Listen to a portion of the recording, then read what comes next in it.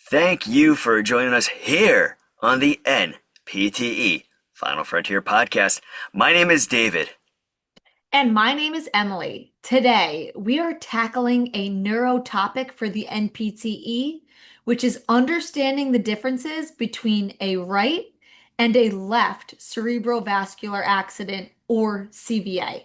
So let's kick things off with a practice question, David. All right, here's the question. A patient presents to outpatient rehab following a cerebrovascular accident. On examination, the patient demonstrates impaired speech production, difficulty with word finding, and right-sided hemiparesis. Which of the following most accurately describes the location of the lesion? Is it option A, right CVA affecting parietal lobe? Option B, left CVA affecting frontal lobe? Is it option C, right CVA affecting occipital lobe? Or D, left CVA affecting cerebellum? Take a moment, reflect, think, select. Let's see what's going to happen. I'll tell you what's going to happen. The answer is B, left CVA affecting frontal lobe. All right, great job, Warriors. Now, let's walk through why this is correct. Because remember, it's not only important to know if we got the question right or wrong, but we want to have a better understanding as to why this is the correct answer choice. Understanding those fundamental reasons is what is really going to help you succeed on this exam. So, first up, we have option A. Option A was a right CVA affecting the parietal lobe. This is incorrect. This is incorrect because a right CVA usually causes left-sided neglect, impaired judgment, or impulsivity, not necessarily aphasia. So we can cross off option A. Next up, we have option B, which, like David just told us, option B is in fact the correct answer choice. This was a left CVA affecting the frontal lobe. The reason this is correct is because this is where our Broca's area lives. This explains the speech difficulty. Plus, some motor weakness will be contralateral, so right hemiparesis does match that left hemisphere involvement, which is why option B is correct. But let's also look at C and D. So first up, we have option C. Option C was a right CVA affecting the occipital lobe. We already know it's not a right CVA, but let's look at the occipital lobe. This would cause visual field deficits, not language impairments. Remember, occipital lobe would be visual field deficits, not language impairments, which is why we can cross off option C. And then finally, option D, we have a left cerebellum or a left CVA affecting the cerebellum. The reason this is incorrect is because this would cause more what? This would cause ataxia or coordination issues. Again, not aphasia or hemiparesis. So again, that's a great summary as to why option B is the correct answer choice. All right, so let's look at some simple ways to remember this now. Right hemisphere, you could think of something like, right on, baby. And patients are most likely going to be like, presenting like a baby. They may be impulsive, have poor judgment, very positive, but also a short attention span. They overestimate their abilities and often have left-sided neglect, spatial and perceptual deficits, and also difficulty perceiving emotions.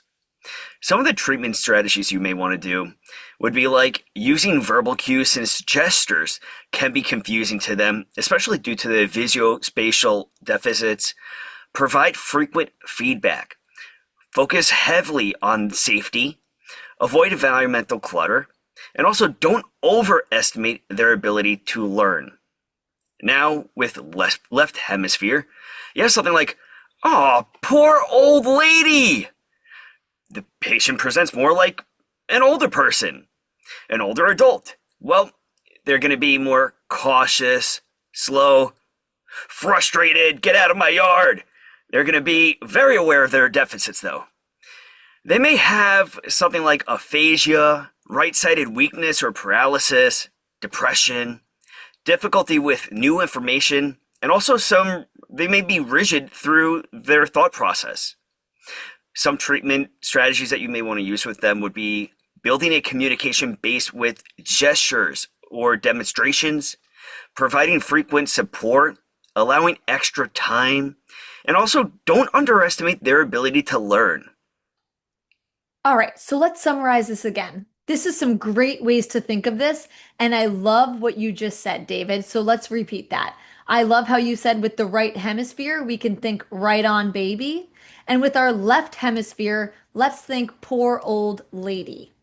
So remember, with the right CVA, we're thinking more impulsive, neglect, or our patients would be at a safety risk. So we want to use things like verbal cues and really emphasize safety with them. Now, our left CVA, they're going to present a little bit more cautious, might have some aphasia, and they'll be frustrated.